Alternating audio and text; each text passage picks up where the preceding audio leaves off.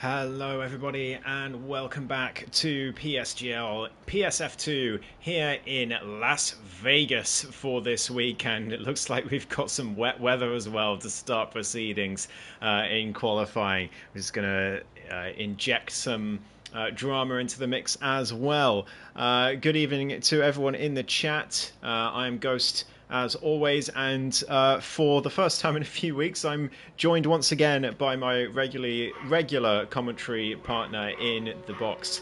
It is Nathan. How are you doing, man? It's been a few weeks. It has, mate, and I'm glad to be back. How are you? Yeah, not too bad, not too bad. It's been a pretty long week and a pretty long day overall, but it's nice to be back with you in the box, and hopefully the last three races to come as well. Jordan DHL is out on a lap, or out on an out lap, the first one to do so. Richard Vicker retires. I believe that's most likely going to be a qualifying ban.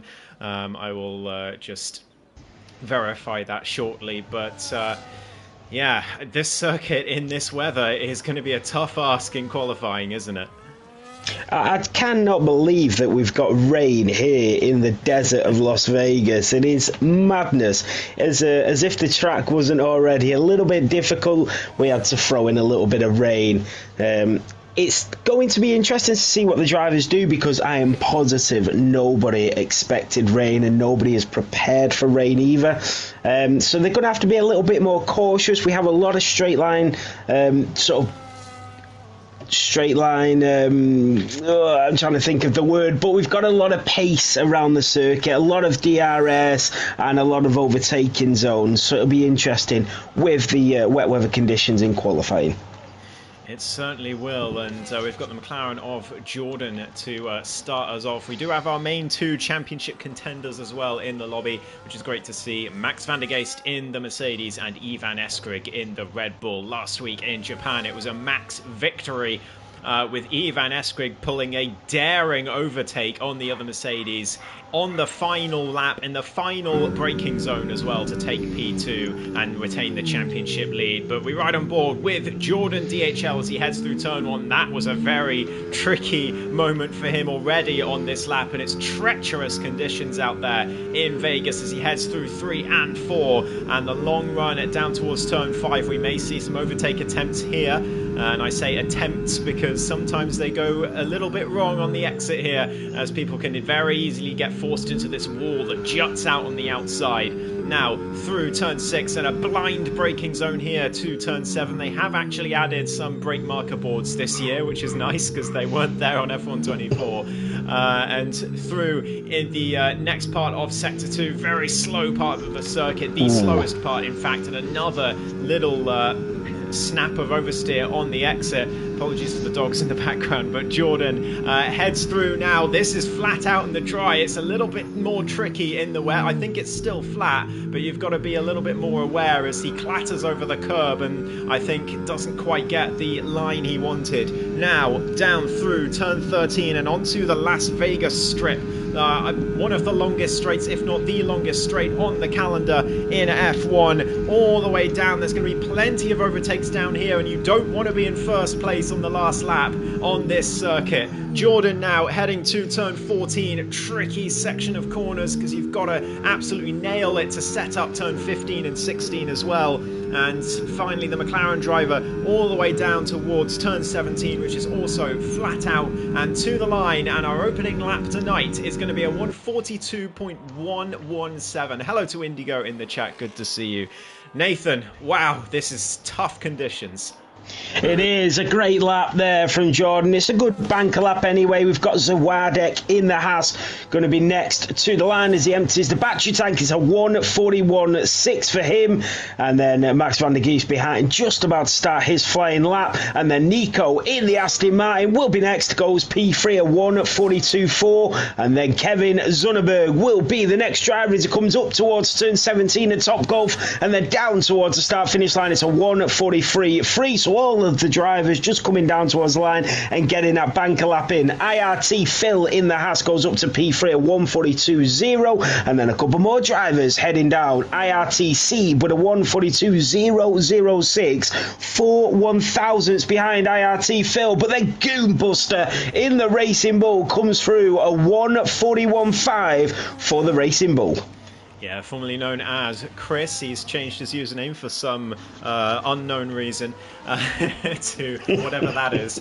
As Sipala comes to P6 in his Alpine, Christian to 4th place. But what can championship leader Ivan Eskrig do? He's coming down towards the final braking zone. He's a little bit wide there in his Red Bull as he heads now down towards the last corner of the circuit. Everyone on the intermediate tyres for now, but Ivan Eskrig through the final corner. What's it going to be on the timing screens? It's a 1:41.9. It's only enough for P5, and his championship rival Max van der Geest is currently on the Las Vegas strip.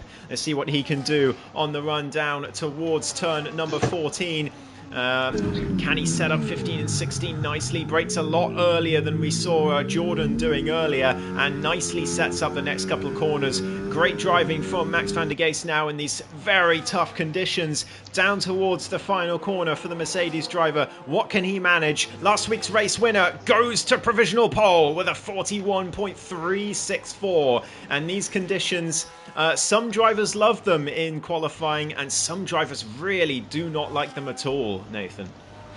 No, absolutely. Oh, Kevin Zonnebjerg in the Mercedes crashes it, going around the start-finish line. And after setting his banker and going P5, the Mercedes AMG crashes out here in Vegas. So that is our first retirement here in qualifying. And yeah, the conditions are tricky, and the drivers, they'll get quicker and quicker as the dry line starts to form and they start to get lower on fuel and the car starts to become lighter.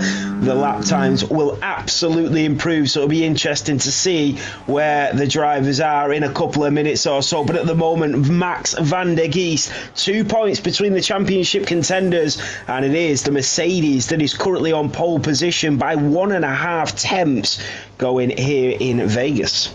Oh, VNT Tom pushing it to the limit there through turn 6 as he heads through the latter part of sector 2. A nice drift there out of turn 8 as well. And the Alpine driver putting it all on the line. He was 3.5 tenths up in the first sector alone.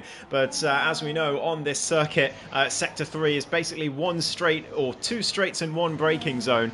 And sector 2 is a lot trickier, so it's all going to be about this sector 2 time for VNT Tom. Another smack of the wall as he heads through down towards turn 15. Nicely done there, 6.5 tenths up for the Alpine driver. He is pushing this car to the limit and bashing the walls as he goes, but it seems to be quick regardless as he heads now towards the final braking zone on this circuit.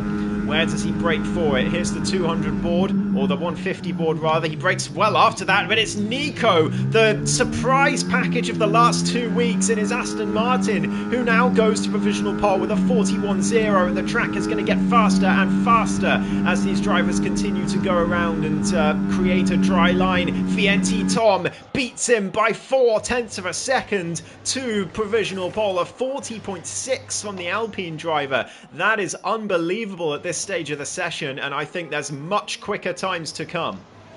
Yeah, the drivers are already finding that improvement, and nobody knows what is going to be the pole time yet, including us two sat in the comms box, and that is the way we like it. We do have Sipala in the Alpine coming down towards the line, and he goes P3, so it is 2 Alpines on the front 2 rows provisionally at the moment. I think Ivan Eskrig is also on the lap. He's 6 tenths up as he comes in towards turn 14, 15 and 16 through the Planet Hollywood section, down Harmon Avenue towards turn 17. The Oracle Red Bull of Ivan Eskrig, the championship leader. Can he put it on provisional pole? Down to the line, it's a 140.9, and it is provisional front row for Ivan.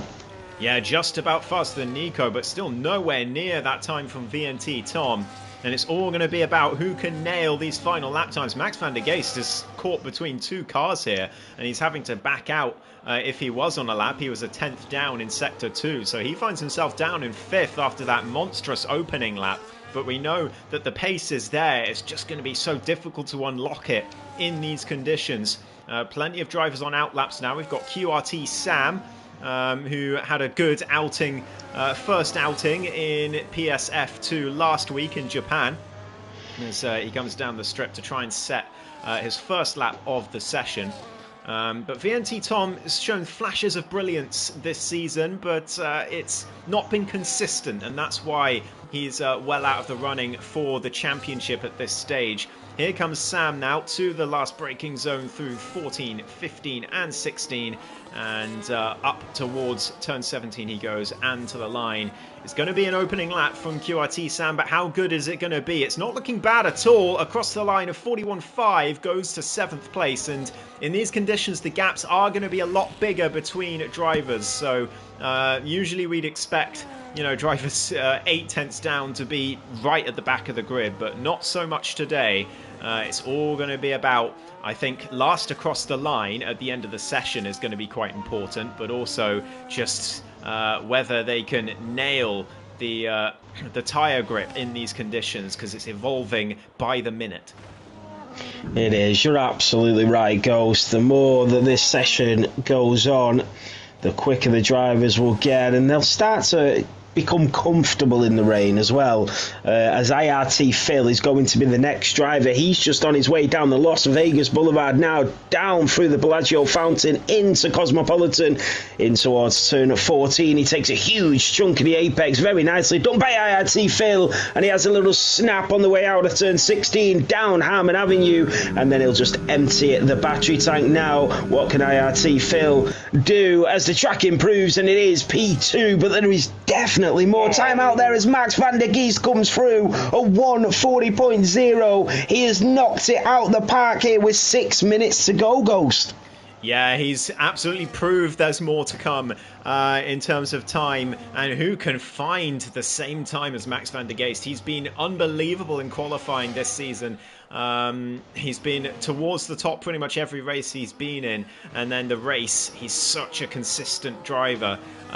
He's had maybe 1 or 2 bad races this season, but I mean, so has everyone. It's been such an inconsistent season from the whole grid, and that's why it's so close. Brian Amers to P2, Jordan DHL to P4, so there's a lot of pace still to find, and Goonbuster, formerly known as Chris, goes to provisional pole. With a 39.9, the first driver to venture into the 1 minute 39s, and I wouldn't be surprised if we see a 1 minute 38 by the end of the session. The times are coming down that fast. Indigo in the chat asking what our opinions are on this track. Well, in terms of a track, it's really difficult to drive on, yeah. I will say. Christian goes to P3 meanwhile, but yeah, it's very difficult to drive on this track, especially in these sorts of conditions, because the braking zones are evolving so much, and it's a lot like other tracks like Baku, where you feel like you brake at the right time and then you end up in the wall. So it can be really tricky to navigate the circuit as a race progresses, especially. So the drivers will have to wrestle with that today.